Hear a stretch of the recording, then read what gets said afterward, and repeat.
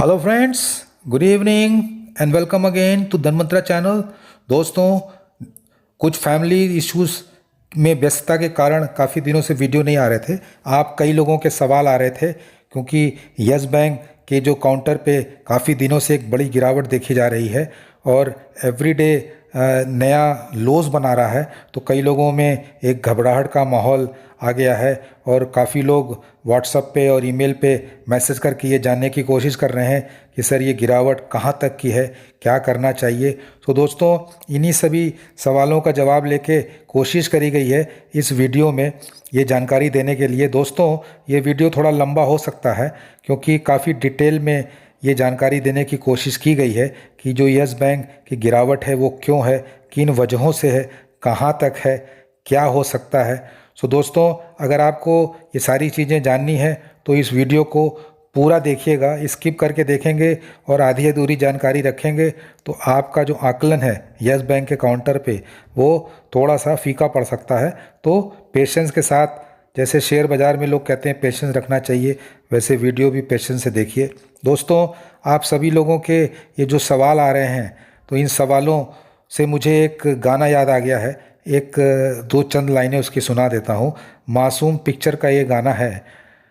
तुझसे नाराज नहीं जिंदगी, हैरान हूँ मैं, हो हैरान हूँ मैं, तेरे मासूम सवालों से परेशान हूँ मैं, हो परेशान हूँ मैं। देखिए दोस्तों, आपके सवालों से मैं तो परेशान हूँ, आप भी परेशान होंगे। जिन्होंने थोड़े ऊपर के लेवल पे यस बैंक ले रखा है उनकी भी परेशानी होगी और ये परेशानी बड़ी लाजमी है। लेकिन दोस्तों, अगर हमें इस बात की जानकारी हो कि यस बैंक के काउंटर पे क्या हो रहा है, बैंक निफ्टी में क्या हो रहा है, इंडेक्स लेवल पे क्या हो रहा है, एफआईज की सेलिंग क्यों हो रही है, म्यूचुअल फंड क्यों बेच रहे हैं, देखिए इन सब चीज़ों का एक इंटीग्रेटेड जानकारी हम आगे के वीडियो के पोर्शन में आपसे डिस्कस करेंगे। और जैसा कि हमने पहले भी बोला है कि ये वीडियो थोड़ा लंबा होगा, इसलिए आप लोग शांतिपूर्वक पेशेंस के साथ बिना स्किप किए इस वीडियो को देखें। जिन लोगों ने धनमंत्रा चैनल को सब्सक्राइब नहीं किया है वो धनमंत्रा चैनल को सब्सक्राइब करें और बेल आइकन का बटन दबा दें, जिससे कि भविष्य में जो नए वीडियो आएंगे उसकी जानकारी उन्हें टाइम से मिल जाए। सो दोस्तों, let's start why Yes Bank share is falling and what to do. दोस्तों, किसी भी शेयर की जो इंट्रिंसिक वैल्यू होती है वो देखिए, एक अगर आप किसी भी शेयर का फंडामेंटल एनालिसिस करेंगे तो एक हाइपोथेसिस होती है, एफिशिएंट मार्केट हाइपोथेसिस, जो ये कहती है कि किसी भी शेयर का जो प्राइस डिटरमिन होता है वो एक्चुअली जो मार्केट फोर्सेस हैं, देखिए मार्केट फोर्सेस क्या होती हैं, जो बुल्स और बियर हैं उनके बीच ही शेयर बाज़ार में कशमकश चलती है। तो जो फंडामेंटल एनालिसिस की जब आप थ्योरी पढ़ेंगे और एफिशिएंट मार्केट की जो हाइपोथेसिस पढ़ेंगे, जिसको शॉर्ट में हम लोग ईएमएच बोलते हैं, वो ये कहती है कि मार्केट को सारी इन्फॉर्मेशन होती है और जो मार्केट फोर्सेस होते हैं वो एक परफेक्टली कॉम्पिटिटिव मार्केट में जब ऑपरेट करते हैं तो जो शेयर का प्राइस है वो उसके इंट्रिंसिक वैल्यू की तरफ जो है डाइवर्ट करता है। तो दोस्तों, और आप टेक्निकल एनालिसिस करके ये बता सकते हैं कि कभी इस शेयर को किस लेवल पे बेचना है या किस लेवल पे खरीदना है। सो दोस्तों, अगर आप फंडामेंटल एनालिसिस की थ्योरी को यस बैंक के परिप्रेक्ष्य में आप लगाएंगे तो आपको ये लगेगा कि देखिए जो मार्केट फोर्सेस हैं उनको अनसर्टेनिटी कभी नहीं पसंद है। जब अनसर्टेनिटी किसी भी काउंटर पे हावी रहती है तो जो बियर्स होते हैं वो हावी हो जाते हैं। अब आप ये जानना चाहेंगे कि यस बैंक के काउंटर पे अनसर्टेनिटी क्या है। दोस्तों, सबसे बड़ी अनसर्टेनिटी यस बैंक के काउंटर पे यही है कि जो 10,000 करोड़ रुपए उठाने हैं यस बैंक को, देखिए वो तो कई ट्रांचेस में उठाने हैं, लेकिन अभी इस पे कोई आंकड़ा आया नहीं है कि यस बैंक किस माध्यम से ये 10,000 करोड़ रुपया उठाएगा। तो लोगों के मन में ये अनसर्टेनिटी है कि कहीं इक्विटी का डाइल्यूशन तो नहीं हो जाएगा, कहीं नया कोई एफपीओ तो नहीं आ जाएगा। तो दोस्तों ये अनसर्टेनिटीज होती हैं, पसंद नहीं होती हैं बाज़ार को।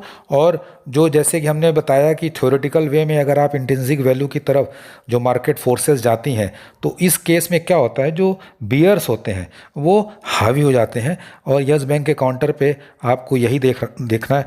उसके बाद अगर आप ह्यूमन साइकोलॉजी की बात करें, कग्निटिव बायस की बात करें, तो क्या होता है कि जब इस प्रकार की अनसर्टेनिटी होती है, शेयर बाज़ार गिरता है, अभी आपने देखा बैंक निफ्टी भी गिरा, तो उसमें क्या होता है कि जो नेगेटिव फोर्सेस होते हैं, जो नेगेटिव इन्फॉर्मेशन होती है, वो फिर आपका जो बाइंग और सेलिंग डिसीजन होता है वो मार्केट फोर्सेस के बियॉन्ड चला जाता है और आप अपने विम्स और फैंसीज पे डिसीजन लेते हैं।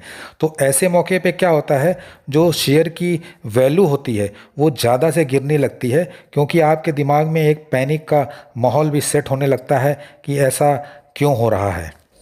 दूसरा जो कारण यस बैंक के शेयर का गिरना है, खासकर इस परिप्रेक्ष्य में जब यस बैंक ने अपना मेजर सपोर्ट था जो 14 रुपये 65 पैसे का उसने तोड़ा, वो जो सुप्रीम कोर्ट का आपने अभी देखा डिसीजन आया है कि जो कोविड रिलेटेड पीरियड में जो मोरेटोरियम पीरियड था, जहाँ पर सुप्रीम कोर्ट ने बोला था कि आप जो कोविड के एनपीए हैं वो अभी आप दर्शा नहीं सकते हैं, लेकिन अभी जो डिसीजन आया है सुप्रीम कोर्ट ने जो सरकार का पक्ष लेते हुए ये कहा है कि भाई इंटरेस्ट पे जो इंटरेस्ट लगता है, देखिए इंटरेस्ट पे जो इंटरेस्ट लगता है, खासकर जब आप इंटरेस्ट डिले करते हैं तो उसकी जो लेट पेमेंट होती है वो बैंक की एक्स्ट्रा कमाई होती है। देखिए बैंक की कमाई क्या होती है, बैंक तो बेसिकली इंटरेस्ट कमाता है, अगर आपने इंटरेस्ट नहीं दिया तो उस पर भी इंटरेस्ट लग गया तो एडिशनल कमाई होती है।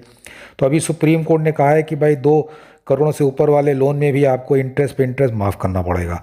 तो देखिए इससे क्या होगा, सारी बैंकों की प्रॉफिटेबिलिटी पे एक डेंट आएगा। अब ये देखना है कि इसमें भारत सरकार आने वाले समयों में कुछ योगदान करती है कि नहीं करती है।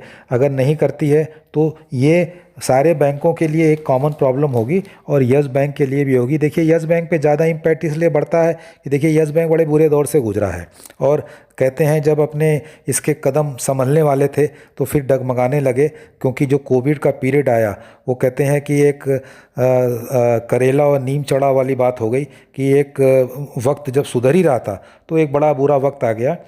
देखिए यस बैंक के काउंटर पे आपने देखा होगा जो एनालिटिक लोग होते हैं उन्होंने भी बड़ी ऊट-पटांग टारगेटिंग करी है।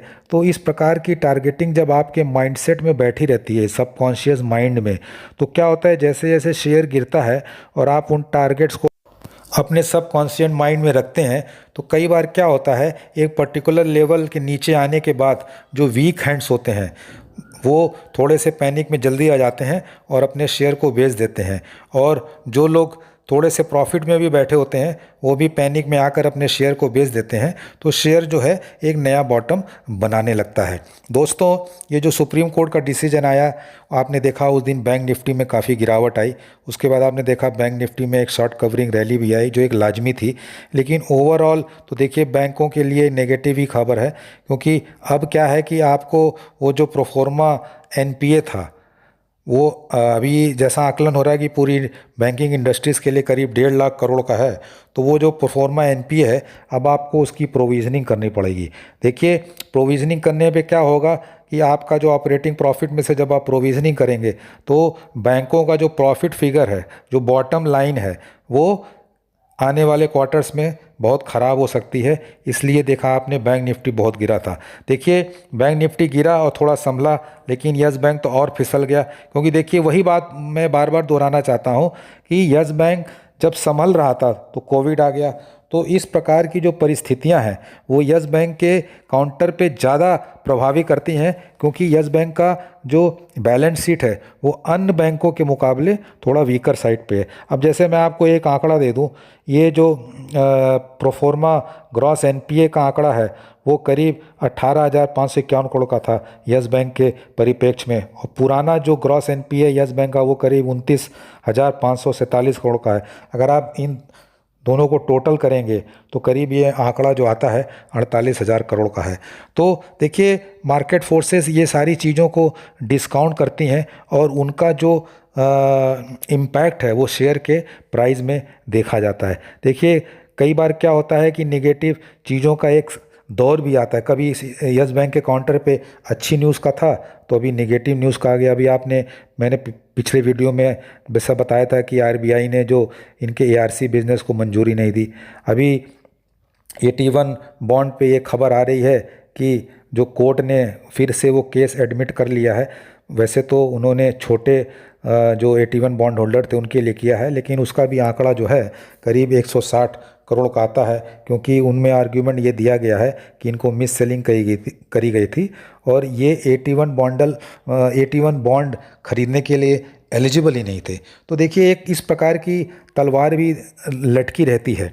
दोस्तों, अभी आने वाला जो इवेंट है वो यस बैंक के काउंटर पे आपको ये देखना है कि जो शेयर होल्डिंग पैटर्न आएगा वो फर्स्ट वीक में करीब आता है अप्रैल में, तो वो देखना पड़ेगा कि यस बैंक के शेयर होल्डिंग पैटर्न में क्या बदलाव आया है। कहीं ऐसा तो नहीं है कि रिटेल का जो शेयर होल्डिंग पैटर्न में हिस्सा है वो बढ़ गया है। अगर कोई नई म्यूचुअल फंड्स की या कोई इंस्टीट्यूशनल इन्वेस्टर की एंट्री बढ़ी है या उनका उसमें से योगदान बढ़ा है तो वो यस बैंक के लिए एक पॉजिटिव बूस्टअप होगा।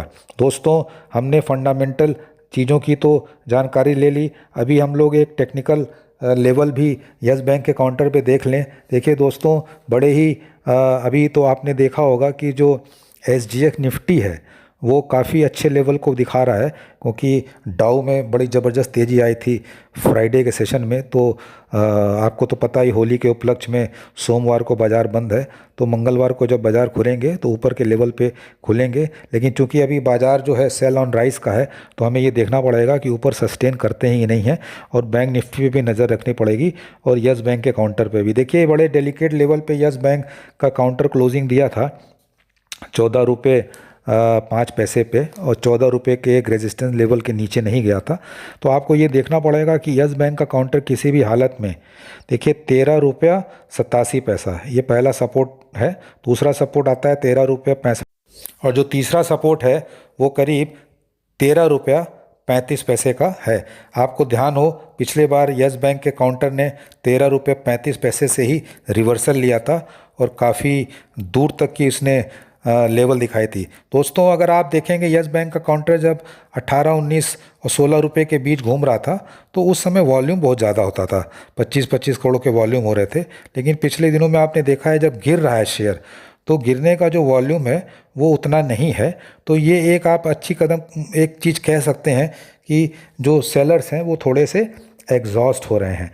लेकिन दोस्तों, अभी हमें बाज़ार के परिप्रेक्ष्य में, निफ्टी के परिप्रेक्ष्य में और बैंक निफ्टी के परिप्रेक्ष्य में भी यस बैंक के काउंटर पे परफॉर्मेंस को देखना पड़ेगा, इन द सेंस कि ऐसा तो नहीं है। पहले तो देखिए बैंक निफ्टी के अगेंस्ट में चलता था, बैंक निफ्टी बढ़ता था तो यस बैंक कभी कुछ नहीं करता था, कभी कभी बैंक निफ्टी गिर जाता था तो यस बैंक बढ़ जा रहा है। लेकिन अभी क्या है, वो बैंक निफ्टी के साथ कदम मिला मिला के चल रहा है। तो हमें थोड़ा सा निगेटिव साइड में नीचे के लेवल को ध्यान रखना पड़ेगा in terms of major support level which should not be broken. देखिए दोस्तों, 12 रुपये का जो एफपीओ आया था उसमें बहुत से बड़े बड़े लोग, बड़े बड़े बैंक इन्वेस्टेड हैं, तो वो तो देखिए एक बहुत बड़ा ब्रह्मास्त्र की तरह काम करेगा।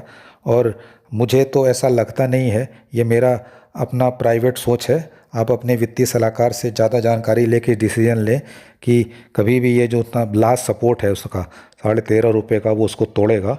सो दोस्तों, all the best for you on Tuesday. जो लोग देखिए, मैं हमेशा अपने वीडियो के माध्यम से यही कहता हूँ कि profit in banks is better than profit in books. जो लोग देखिए प्रॉफिटेबल लेवल पे बैठे हैं किसी भी स्क्रिप्ट में, उनको समय समय पर प्रॉफिट बुक करना चाहिए। लॉन्ग टर्म के लोग देखिए, लॉन्ग टर्म की परिभाषा कम से कम 5 से 10 साल की होती है, क्योंकि 5 से 10 साल में क्या होता है, सारी बिजनेस साइकिल्स जो आपको क्रैश और ट्रफ बनते हैं ग्राफ पे, देखिए कमोडिटी साइकिल्स होती हैं, बैंकिंग में इंटरेस्ट साइकिल्स होते हैं, देखिए वो सारे साइकिल्स क्या होते हैं, इवन आउट हो जाते हैं लॉन्ग टर्म में। तभी लोग कहते हैं कम से कम 5-6 साल रखिए कि आपको जो है बाज़ार के उतार चढ़ाव से निकलकर एक ट्रेंड लाइन बनती है, जो अगर शेयर में फंडामेंटल्स अच्छे हैं, अच्छे काम हो रहे हैं किसी भी शेयर में, तो उसका रिजल्ट लॉन्ग टर्म में आपको मिलेगा। शॉर्ट टर्म में आपको ये देखना पड़ेगा कि बाज़ार किस तरफ जा रहा है, वो सेक्टर किस तरफ जा रहा है, और बेस्ड ऑन दैट आपको समय समय पर प्रॉफिट बुक करना चाहिए। सो दोस्तों, अभी अनसर्टेनिटी का माहौल है, तो आपको थोड़ा सा सतर्क रहने की ज़रूरत है और लेवल्स को वॉच करिए। My best wishes to you, all the best for Tuesday, take care, see you, good